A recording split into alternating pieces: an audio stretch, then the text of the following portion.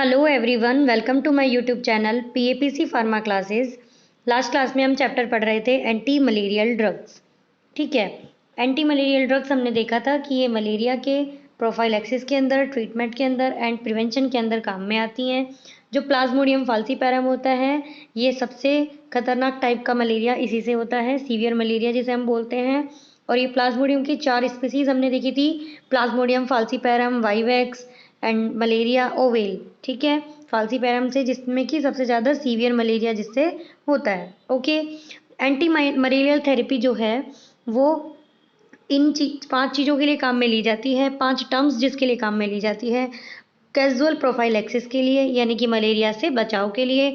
Suppressive prophylaxis के लिए, यानी कि जब अब वो लीवर में बन गया, यानी कि फर्स्ट वाले में तो क्या लीवर के अंदर जहाँ पे वो पूरी फेज चल रही है मलेरिया की, और सेकंड जब वो लीवर से पास आउट होके जब तक लीवर में रहती है, आपको पता है कल बताया था, जब तक लीवर में मलेरिया यहाँ पे पूरी साइकिल चल रही होती है तब तक एसिम्प्टोमेटिक इफेक्ट रहते हैं, बट लीवर से वापस ब्लड में आने के बाद वापस सिम्टम दिखाई देते हैं। तो यहाँ पे कैजुअल प्रोफाइलैक्सिस यानी कि यहीं पे रोकथाम के लिए, और सप्रेसिव प्रोफाइलैक्सिस यानी कि अब वापस ब्लड के लिए। ठीक है, क्लिनिकल क्योर मलेरिया के ट्रीटमेंट के लिए, रेडिकल क्योर यानी कि मलेरिया को जड़ से ख़त्म करने के लिए, एंड गैमेटोसाइडल। गैमेटोसाइडल का मीन्स क्या हुआ, जो गैमेट्स हैं उनको यहाँ पे किल करने के लिए। ठीक है, ये हमने यहाँ पे कल कुछ डिस्कशन किया था। इसके अलावा एंटी मलेरियल ड्रग्स का क्लासिफिकेशन हमने देखा था। अलग अलग टाइप की एंटी मलेरियल ड्रग होती है अकॉर्डिंग टू केमिस्ट्री। जैसे मैं बात करूँ 4 एमिनो क्विनोलिन्स, जनरल स्ट्रक्चर अगर हम क्विनोलिन्स की देखें तो इस तरीके की होती है। क्विनोलिन की स्ट्रक्चर जो होती है इस तरीके से, और नंबरिंग हम करें 1 2 3 4, इधर 5 6 7 8। ठीक है, अब बोला 4 अमीनो क्यूनोलिन, यानी कि 4 के ऊपर यहाँ पे एमिनो ग्रुप यहाँ पे अगर लग जाएगा तो ये डेरिवेटिव्स बन जाएंगे, जिसके अंदर क्लोरोक्वीन है, और क्लोरोक्वीन में जो क्लोरो ग्रुप है वो कौन सी पोजीशन पे लगता है, 7th पोजीशन पे। ठीक है, ऐसे ही एक कैटेगरी आएगी 8 एमिनो क्यूनोलिन। देखो यहाँ लिखी हुई है ये 8 एमिनो क्यूनोलिन, यानी कि 8th नंबर पे अगर यहाँ से ये ग्रुप हटा के यहाँ लगा दें हम एमिनो ग्रुप, तो 8 एमिनो क्यूनोलिन जो है वो यहाँ पे बन जाती है। तो इस तरीके से अलग अलग यहाँ पे हमने कल कुछ पढ़ी थी ड्रग्स, जो इसके अंदर पढ़ी थी एंटी मलेरियल चैप्टर में।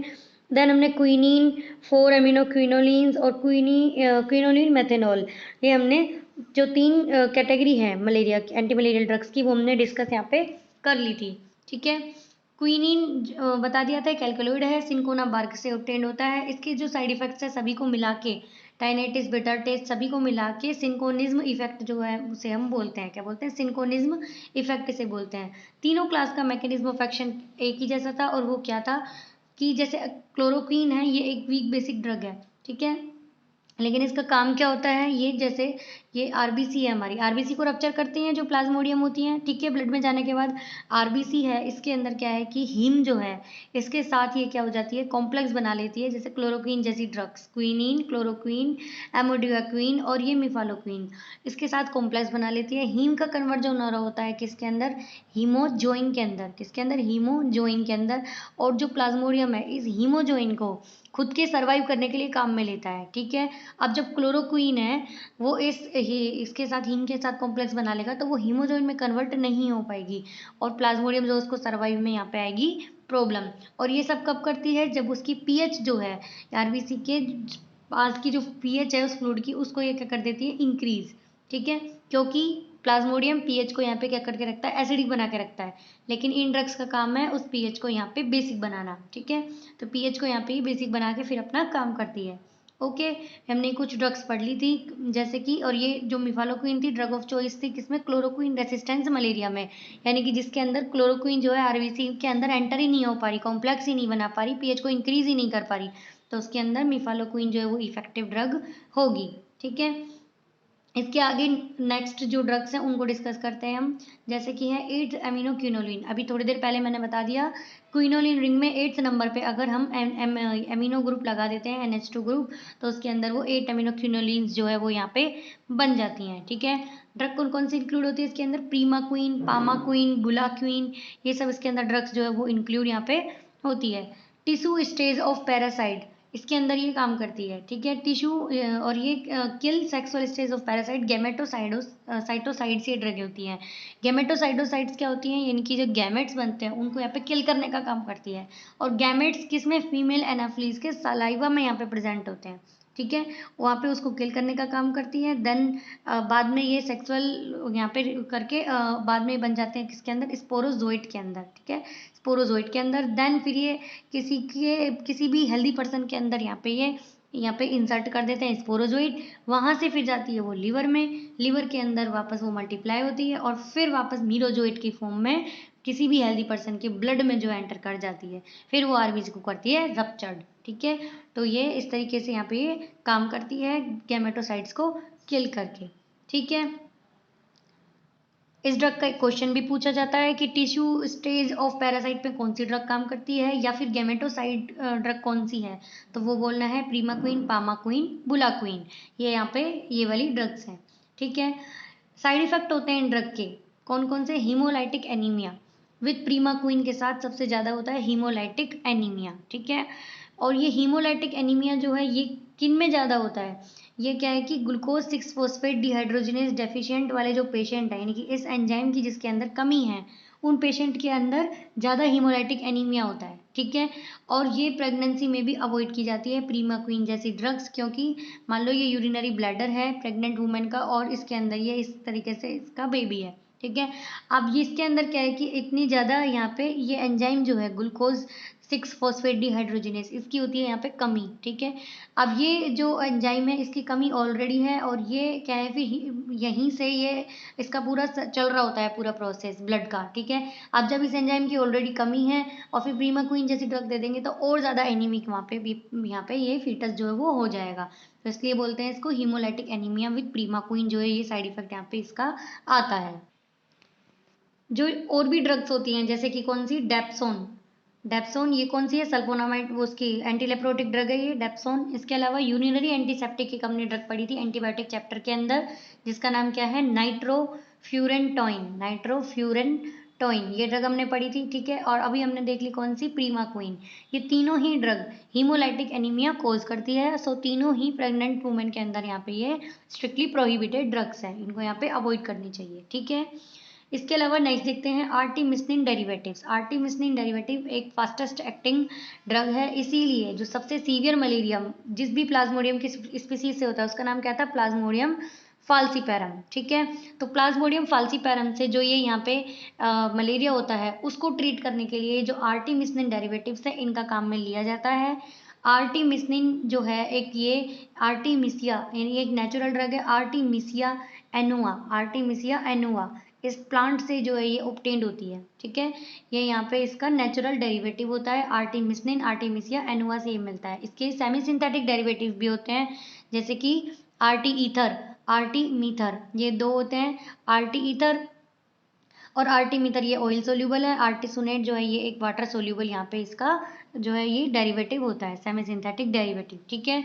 और जो आर्टिमिसिन है ये क्यूटी इंटरवल को इंक्रीज करता है, क्यूटी यानी कि ये हम डिटेल में पढ़ेंगे एंटी अरिथमिक ड्रग्स के अंदर, हार्ट के कंडक्शन से रिलेटेड है ये जो यहाँ पे होता है। अब एक क्वेश्चन और पूछा जाता है इसके अंदर कि जो आर्टिमिसिन है वो क्या होता है, तो आर्टिमिसिन जो होता है वो हमेशा बोलना है क्या है, एंडो पेरोक्साइड। आर्टिमिसिन जो होता है क्या होता है, एंडो पेरोक्साइड होता है, ठीक है। या फिर ये नाम नहीं आएगा तो एक दूसरा नाम आएगा, जो आर्टिमिसिन है वो क्या होता है, सेस्क्यू, सेस्क्यू टर्पेनोइड, सेस्क्यू टर्पेनोइड या फिर सेस्क्यू टर्पीन लैक्टोन, ठीक है, सेस्क्यू टर्पीन लैक्टोन इस नाम से भी आ सकता है, ठीक है। तो ये इसके क्या है कि दोनों नामों में पूछा जा सकता है कि आर्टिमिसिन क्या है, ये एक नेचुरल डेरिवेटिव है, एंडो पेरोक्साइड होता है और सेस्क्यू टर्पीन लैक्टोन जो है ये होता है। इसके अलावा ये दो ये पढ़े थे हमने जो ये यहाँ पे सेमी सिंथेटिक डेरिवेटिव होते हैं इसके, ठीक है। आगे चलते हैं, आगे है क्या, बाइगुआनाइड्स। बाइगुआनाइड्स इसके अंदर ड्रग आती है कौन सी, प्रोगुआनिल। प्रोगुआनिल एक प्रोड्रग है, प्रोगुआनिल एक प्रोड्रग होती है। और जो ये इधर आर्टिमिसिन थी और ये सारी जो भी थी ये सब की सब क्या है, ये भी प्रोड्रग यहाँ पे होती है, यानी कि ये जो तीन चारों पांचों ड्रग हैं आर्टिमिसिन डेरिवेटिव्स और बाइगुआनाइड, प्रोगुआनिल, ये यहाँ पे सारी प्रोड्रग्स होती हैं। जो प्रोगुआनिल है, प्रोड्रग का मतलब क्या हुआ कि वो बॉडी में जाने के बाद मेटाबोलाइज होने के बाद एक्टिव मेटाबोलाइट में चेंज होती है फिर अपना इफेक्ट करती है। तो ऐसे ही जो प्रोगुआनिल है वो चेंज होती है मेटाबोलिज्म के बाद किसमें, साइक्लोगुआनिल में, ठीक है, साइक्लोगुआनिल में चेंज होती है। फिर वो काम करती है कैसे, उसका मैकेनिज्म क्या है, डाईहाइड्रोफोलेट रिडक्टेज एंजाइम को इनिबिट करने का। ठीक है, आप यहाँ देख रहे होंगे और भी ड्रग्स है जैसे कि डाई एमिनो पायरिमिडीन कैटेगरी की, जिसमें ड्रग आती है कौन सी, पायरीमेथामाइन। इसका काम भी क्या है, डाईहाइड्रोफोलेट रिडक्टेज एंजाइम को इनिबिट करने का। ये कैसे करता है कि जो एसिड होता है कौन सा, डाईहाइड्रोफोलिक एसिड, ये कन्वर्ट होता है किसके अंदर, टेट्राहाइड्रोफोलिक एसिड के अंदर। ठीक है, ये बात हो रही है प्लाज्मोडियम के अंदर की। ठीक है, डाईहाइड्रोफोलिक एसिड कन्वर्ट होता है टेट्राहाइड्रोफोलिक एसिड में एक एंजाइम की प्रेजेंस में, जिसका नाम होता है डाईहाइड्रोफोलेट रिडक्टेज, यानी ये वाला एंजाइम, इसकी एंजाइम की प्रेजेंस में। तो इस एंजाइम को ये क्या कर देती है, यहाँ पे इनिबिट कर देती है, एंजाइम को यहाँ पे रोक देती है, जिससे कि ये कन्वर्जन इसका नहीं हो पाएगा और आगे फोलिक एसिड डेरिवेटिव जो है वो इसके यहाँ पे नहीं बनते हैं। और ये दोनों ही ड्रग कौन कौन सी, प्रोग्वानिल और पायरीमेथामाइन, इनको एंटी मेटाबोलाइट ड्रग भी हम बोलते हैं। वो कैसे, क्योंकि ये जो डाईहाइड्रोफोलिक एसिड था, इसका यहाँ पे इसकी जगह खुद बाइंड हो जाती है और रिएक्ट करती है किससे, डाईहाइड्रोफोलेट रिडक्टेज एंजाइम से, और कन्वर्ट हो जाती है किसमें, टेट्राहाइड्रोफोलिक एसिड में। अब ये इसकी जगह जब जा रही है, इसकी जगह खुद ये दोनों ड्रग्स आ रही हैं इससे, तो ये यहाँ पे नहीं बन पाता, ये यहाँ पे टेट्राहाइड्रोफोलिक एसिड नहीं बनेगा, तो आगे की जो प्रोसेस है वो भी यहाँ पे रुक जाते हैं, वो भी फोलिक एसिड डेरिवेटिव्स नहीं बना पाएंगे। ठीक है, तो इस तरीके से दोनों ड्रग का एक्शन यहाँ पे आता है। ठीक है, इसके अलावा क्या है कि जो सल्फोनामाइड्स हमने देखा है स्टार्टिंग में भी, जो यहाँ पे क्लासिफिकेशन के अंदर सल्फोनामाइड जो हैं, इनको भी हम एंटी मलेरियल कैटेगरी में लेते हैं, सल्फाडोक्सिन, सल्फामिथोपायराजीन और डेप्सोन को। ठीक है, अब ये कैसे लेते हैं हम, ये मैं यहाँ पे थोड़ा डिस्कस करूंगी। जो हमारी ड्रग है कौन सी, अभी हमने पढ़ी पायरीमेथामाइन, ये वाली ड्रग। ठीक है, पायरीमेथामाइन जो है ये, अगर इसको हम, मैं यहाँ लिख देती हूँ, पायरीमेथामाइन को अगर हम यहाँ पे सल्फोनामाइड डेरिवेटिव कौन सा, सल्फाडोक्सिन, इसके साथ अगर हम यहाँ पे इसको यहाँ पे कॉम्प्लेक्स बना दें इसका, इसके साथ अगर इसको कंबाइंड करके दें, तो ये as a anti malarial drug काम में आती है। और सल्फाडोक्सिन जो एक ऐसी ड्रग है, ये अल्ट्रा लॉन्ग एक्टिंग ड्रग है। ठीक है, इसलिए इसका पायरीमेथामाइन के साथ कॉम्प्लेक्स बना के काम में इसको लिया जाता है। या फिर इसकी जगह पायरीमेथामाइन और किससे एक्ट कर सकती है, तो वो कर सकती है किसके साथ, डेप्सोन के साथ, या फिर सल्फामेथोपायराजीन के साथ, सल्फामेथोपायराजीन के साथ। तो इनके साथ ये as a anti malarial drug काम में यहाँ पे आती है। ठीक है, इसके अलावा और भी ड्रग्स इसके अंदर इंक्लूड होती है, जैसे कि देखो, अब आगे देखो, ये भी लिखी हुई है कौन सी, atovaquone, inhibit mitochondrial electron transport chain and inhibit DHFRase. इसका मतलब क्या हुआ कि जो एटोवाक्यून है ये एक ड्रग है, और ये क्या है कि कैसे, जो प्लाज्मोडियम के अंदर जो ये माइटोकॉन्ड्रिया है उसके अंदर इलेक्ट्रॉन ट्रांसपोर्ट चेन जो है वो चलती है 4-5 कॉम्प्लेक्सों की, बायोकेमिस्ट्री के अंदर डिटेल से पढ़ेंगे इसको। जो ये चलती है 4-5 रिएक्शंस, तो इनका क्या है, ये यहाँ पे इनको ये इनिबिट कर देती है इस इलेक्ट्रॉन ट्रांसपोर्ट चैन को। माइटोकॉन्ड्रिया जो है क्या है, powerhouse of the cell होता है ये, तो जो हमारे अंदर है वैसे ही प्लाज्मोडियम के अंदर powerhouse of the cell होता है माइटोकॉन्ड्रिया। तो इसके अंदर ये इलेक्ट्रॉन ट्रांसपोर्ट चेन को यहाँ पे इनिबिट कर देती है, जिससे कि क्या है कि इसका जो है एटीपी प्रोडक्शन जो है वो यहाँ पे कम हो जाता है, इसको एनर्जी नहीं मिल पाती प्लाज्मोडियम को। तो यहाँ पे ये, और ये डाईहाइड्रोफोलेट रिडक्टेज एंजाइम को इनिबिट करके भी काम करती है, जो भी हमने पढ़ा था क्या, डाईहाइड्रोफोलिक एसिड से टेट्राहाइड्रोफोलिक एसिड बनने का, टेट्राहाइड्रोफोलिक एसिड बनने का। तो इसको ये इस एंजाइम की प्रेजेंस में बनते हैं, और इसको यहाँ पे क्या कर देती है, ये इनिबिट, जिससे कि यहाँ पे ये काम नहीं कर पाएंगे। ठीक है, इसके अलावा क्या है कि जो हमारी हमने एक ड्रग पढ़ी थी अभी, हमने 4 अमीनो क्विनोलिन्स। ठीक है, 4 अमीनो क्विनोलिन्स में कौन सी हमने ड्रग पढ़ी थी, इसके अंदर हमने पढ़ी थी क्लोरोक्वीन। ठीक है, क्लोरोक्वीन सबको पता है किस में काम में आती है, किस में आती है, एंटी मलेरियल ड्रग्स के अंदर, वेल नोन है। ठीक है, इसके अलावा क्लोरोक्वीन और किस में काम में आ सकती है, तो वो काम में आ सकती है हिपैटिक एमीबियासिस के अंदर, हिपैटिक एमीबियासिस के अंदर। ठीक है, हिपैटिक एमीबियासिस का मतलब क्या हुआ कि 2 टाइप के होते हैं एमीबियासिस, हमने एंटी एमोबिक ड्रग्स के अंदर पढ़ा है कि एक तो इंटेस्टाइन का इन्फेक्शन हो, और दूसरा कौन सा, जो एक्स्ट्रा इंटेस्टाइन का हो, यानी कि हिपैटिक में हो। ठीक है, तो ये हिपैटिक वाला जो है, ये इसके अंदर क्लोरोक्वीन ड्रग काम में आ सकती है। और इसके अलावा किसके अंदर काम में आ सकती है, लेप्रा रिएक्शन के अंदर। लेप्रा रिएक्शन क्या होती है, डेप्सोन के साथ जो होती है लेप्रा रिएक्शन, उसके अंदर यहाँ पे काम में आ सकती है। और फोर्थ इसका यूज और किस में हो सकता है, वो हो सकता है किसके अंदर, रूमेटॉइड अर्थराइटिस के अंदर। रूमेटॉइड अर्थराइटिस के अंदर भी जो ये क्लोरोक्वीन है, इसका यहाँ पे यूज में लिया जाता है। ठीक है, तो कोई पूछे क्लोरोक्वीन का यूज़ क्या होता है, तो एंटी मलेरियल तो होता ही है, इसके अलावा और भी इसके यूज़ होते हैं। ठीक है, ऐसे ही हमने देख लिया कि कुछ इंपॉर्टेंट पॉइंट्स में अगर डिस्कस करूँ मलेरिया के, तो अभी हमने रिकॉल एक बार कर लेते हैं चीज़ों को। जो मलेरिया है उसकी मोस्ट रेसिस्टेंस फॉर्म कौन सी होती है, यानी कि कौन सी स्पीसीज से सबसे ज़्यादा सीवियर मलेरिया होता है, तो प्लाज्मोडियम फाल्सीपैरम से सबसे ज़्यादा सीवियर मलेरिया यहाँ पे होता है। क्लोरोक्वीन की डबल डोज क्यों दी जाती है, क्योंकि इसका लार्ज वॉल्यूम ऑफ डिस्ट्रीब्यूशन होता है। वो कैसे कल डिटेल में बता दिया था, जो ब्लड है इससे क्लोरोक्वीन जो है यहाँ से पास आउट होके यहाँ पे ये जो इंट्रासेलुलर फ्लूइड है और एक्स्ट्रा सेलुलर फ्लूइड है इसके अंदर यहाँ पे ये पहुँच जाती है। ये सेल्स के अंदर ICF, बाहर ECF, और यहाँ पे इसका अमाउंट कम हो जाता है, इसलिए डबल डोज दी जाती है ताकि वो यहाँ पे भी जाना है तो इसे चली जाए और यहाँ पे ब्लड के अंदर भी प्रेजेंट रहे। ठीक है, कोई पूछे drug of choice in malaria in pregnancy में कौन सी दे सकते हैं, तो क्लोरोक्वीन दे सकते हैं हम प्रेगनेंसी के अंदर, मलेरिया में अगर किसी प्रेग्नेंट वुमेन को हो जाता है तो। और इसके अलावा जो क्लोरोक्वीन, वो प्रेग्नेंट वुमन को कौन सी ड्रग नहीं देनी है, तो वो कौन सी नहीं देनी है, एंटी मलेरियल ड्रग प्रीमाक्वीन, ये हमें इसको नहीं देनी है। इसके अलावा यूरिनरी एंटीसेप्टिक हमने देखी थी नाइट्रोफ्यूरेंटोइन और सल्फोनामाइड में डेप्सोन, ये तीनों की तीनों ड्रग प्रेग्नेंट लेडी को नहीं देते हैं। क्यों, क्योंकि ये सीवियर हीमोलाइटिक एनीमिया जो है वो कॉज करती है। ठीक है, क्विनीन जो है फर्स्ट जो है एंटी मलेरियल ड्रग थी, सिंकोनाइल होती है। सेरिब्रल मलेरिया जो है, अगर किसी को सेरिब्रल मलेरिया हो जाता है तो वो क्विनीन से ट्रीट होता है।